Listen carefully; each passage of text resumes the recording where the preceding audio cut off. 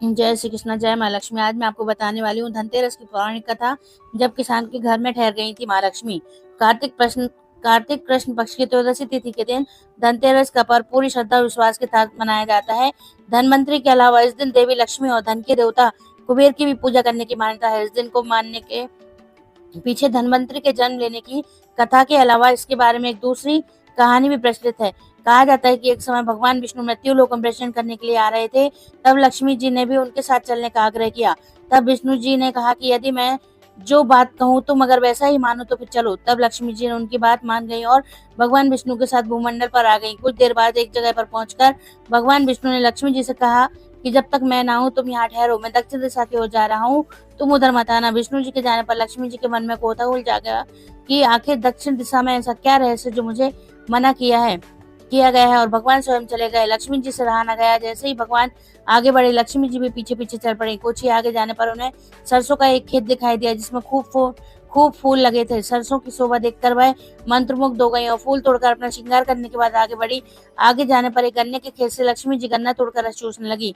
उसी क्षण विष्णु जी आए और यह देख लक्ष्मी जी पर नाराज होकर उन्हें शाप दे दिया कि मैंने तुम्हें इधर आने को मना किया था पर तुम न मानी और किसान की चोरी का अपराध कर बैठ गई। अब तुम इस अपराध के जुर्म में इस किसान की 12 वर्ष तक सेवा करो। ऐसा कहकर भगवान उन्हें छोड़कर क्षीर सागर चले गए। जब लक्ष्मी जी उस गरीब किसान के घर रहने लगी। एक दिन लक्ष्मी ने उस किसान की पत्नी से कहा कि तुम स्नान करके पहले मेरी बनाई गई इस देवी लक्ष्मी का पूजन करो, फिर रसोई बनाना, तब तुम जो मांगोगी मिलेगा। किसान की पत्नी ने ऐसा ही किया। पूजा के प्रभाव और लक्ष्मी जी की कृपा से किसान का घर दूसरे ही दिन से अन्न धान्य रत्न स्वर्ण आदि से भर गया। लक्ष्मी ने किसान को धन दान से पूर्ण कर दिया। किसान के 12 वर्ष बड़े आनंद से काट गए। फिर 12 वर्ष के बाद लक्ष्मी जी जाने के लिए तैयार हुई। विष्णु जी लक्ष्मी जी को लेने आए तो किसान ने उन्हें भेजने से इनकार कर दिया था। भगवान ने किसान से कहा कि इन्हें कौन जाने देता है, तो चंचलता है कहीं नहीं ठहरती, इनको बड़े बड़े नहीं रोक पाए, इसलिए मेरा श्राप है। इसलिए 12 वर्ष से तुम्हारी सेवा करेंगे। तुम्हारी 12 वर्ष सेवा का समय पूरा हो चुका है। किसान हंसकर बोला,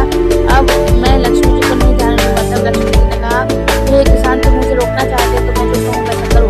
कल 13 से तुम घर को नींव पोछना स्वच्छ करना, रात्रि में दीप जलाकर रखना और शाम को मेरा पूजन करना। एक तांबे के कलश में भरकर मेरे लिए रखना। मैं उस कलश में निवास करूंगी, किंतु पूजा के समय मैं तुम्हें दिखाई नहीं दूंगी। एक दिन की पूजा से वर्ष भर में तुम्हारे घर से नहीं जाऊंगी। यह कहकर वह दीपों के प्रकाश के साथ दसों दिशाओं में फैल गई। अगले दिन किसान ने लक्ष्मी जी के कथानुसार पूजन किया। उसका घर धन दान से पूर्ण हो गया। इस वजह से हर वर्ष 13 के दिन लक्ष्मी जी की पूजा होने लगी और दीपावली पर लक्ष्मी माता की पूजा करने लगे। जैसे लक्ष्मी माता ने किसान के घर रहकर उसके घर धन दान से भर दिया, वैसे सभी